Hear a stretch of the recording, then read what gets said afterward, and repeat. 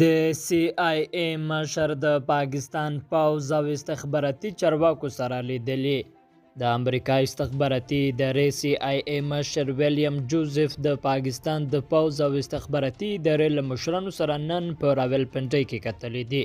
د پاکستاني پوځ مطبوعاتي څانګې ISPR د سپټمبر په 9 په یو بیان کې ویلي دي چې په لیدنه کې د دوه اړخیزه ګټو په مسألو، سیمهیز امنیتي حالاتو او د افغانستان په روانو حالاتو بحث شوی دی.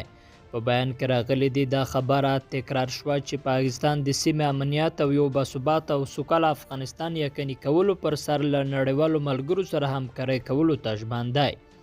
د پوځ مطبوعاتي څانګې بیان زیاتوي چې ورغلي پلاوي د افغانستان په مسله کې د پاکستان د کردار ستاینه کړې چې پکې له افغانستان نه د خلکو د راویستو کامیاب عملیات او د سیمه ییز ثبات لپاره هلو ځلو ته ژمنتیا شامله ده. دا په داسې حال کې دی چې د سپټمبر په 4 د پاکستان استخباراتي ادارې ISI مشر جنرال فیض حمید کابل ته تللی و او سفر یې له ګڼو غبرګونونو سره مخ شو. په کابل او ځینو نورو کارونو کې ګڼو خلکو د پاکستان پر ضد مظاهرې هم وکړې. په یو بل تازه خبر کې د طالبانو خبرداري سره د افغانستان په 15 ولایتونو کې لاریونونه وشول. د طالبانو د حکومت له خبرداري سره لاریون کوونکي په بلخ، فاروان، نیمروز، کندوز او کاپیسا ولایتونو کې سړکونو ته راووتل. د تاوتریخوالي او نیول شویو یو شمېر قضیې ریپور شوي، مګر نور جزئیات نه دي خپاره شوي.